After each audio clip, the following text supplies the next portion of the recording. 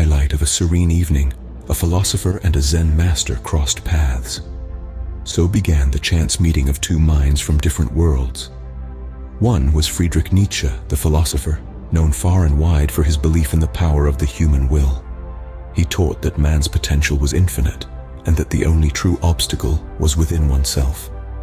On the other side was the Zen master, a figure of tranquility, his wisdom rooted in the teachings of acceptance and balance.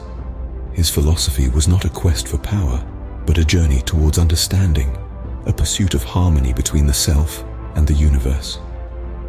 As they wandered the same path, their feet crunching gently on the fallen autumn leaves, a silent acknowledgement passed between them. Two travelers, each with his own interpretation of life and its mysteries. Nietzsche, with his piercing gaze, saw in the Zen master a calmness that intrigued him.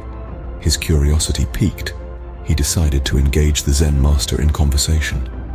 Meanwhile, the Zen master, with his keen intuition, sensed in Nietzsche a restless spirit, a thirst for knowledge that was both admirable and destructive.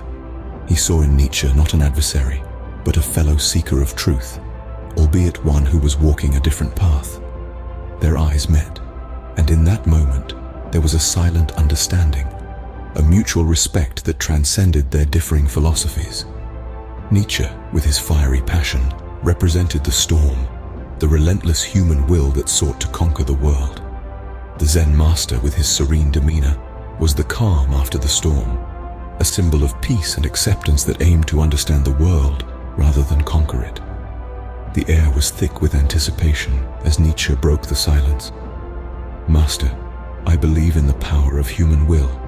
I teach that man can overcome all obstacles if he truly wills it. What is your teaching?" With a gentle smile, the Zen master responded, "I teach acceptance and balance. I believe that true power lies not in conquering the world, but in understanding it." With a respectful bow, the Zen master invited Nietzsche to join him for a dialogue under the ancient willow tree. Under the willow tree, two great minds began to converse. The air was charged with intellectual energy as Friedrich Nietzsche, the philosopher of individualism and power, began to articulate his beliefs. "Life," he said, "is a constant struggle, a battle of wills. The individual must be strong, must strive for power, for dominance, to reach the ultimate state of being." There was a pause as the words hung in the air, a challenge thrown at the universe. Nietzsche's voice, strong and passionate, echoed the very essence of his philosophy. It was a philosophy of survival, of determination, of the human spirit's unyielding thirst for power and control. Then, calmly, the Zen master began to share his wisdom. His voice was like a gentle stream, flowing with an innate sense of peace and tranquility.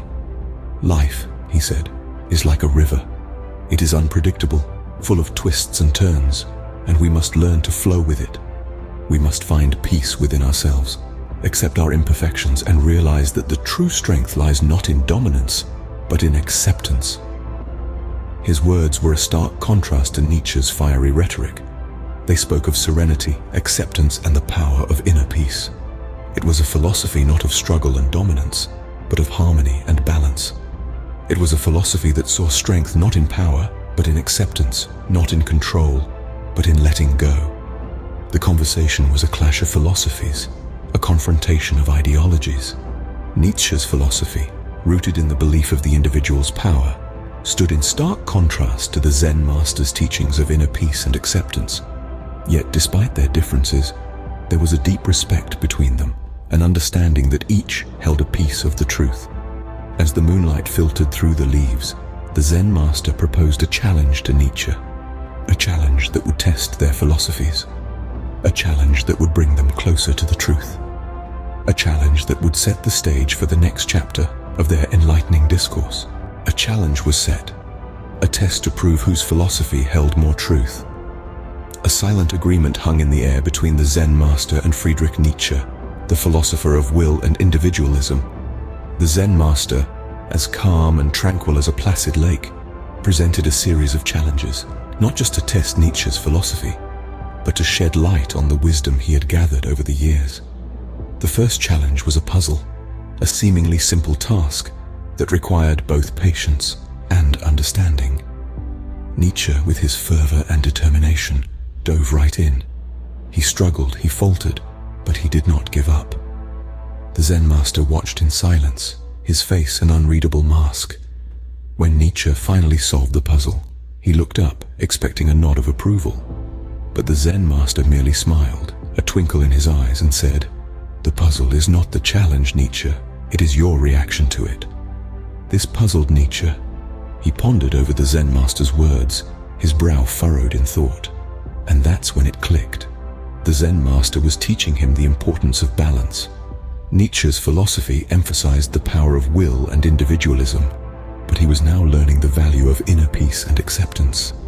He had been so focused on solving the puzzle that he had lost his calm. The Zen master's teachings were beginning to make sense. The second challenge was a debate. Nietzsche, with his sharp intellect and gift of gab, was confident. But the Zen master, with his wisdom and tranquility, proved to be a formidable opponent. They argued, they disagreed, they clashed. But throughout it all, they listened, they respected, they learned. The power of perspective was becoming evident to Nietzsche. He realized that both he and the Zen master had valid points, showing him that wisdom can come from different perspectives. The Zen master, through his calm demeanor and insightful words, was teaching Nietzsche the value of dialogue and respect. As the final challenge, the Zen master asked Nietzsche to meditate with him. Nietzsche, who had always valued action over stillness, found this difficult. But as he sat there, with the Zen master's calming presence beside him, he began to feel a sense of peace he had never known. He realized that the Zen master's teachings were not just about acceptance, but about finding inner peace amidst the chaos. Under the moonlit sky, Nietzsche and the Zen master ended their dialogue with newfound respect for each other's philosophies. They had learned from each other, grown from each other, and found a common ground. Nietzsche, the philosopher of will and individualism, had learned the value of balance and inner peace from the Zen master. And the Zen master, in turn, had gained a deeper understanding of Nietzsche's philosophy, proving that wisdom can indeed come from different perspectives.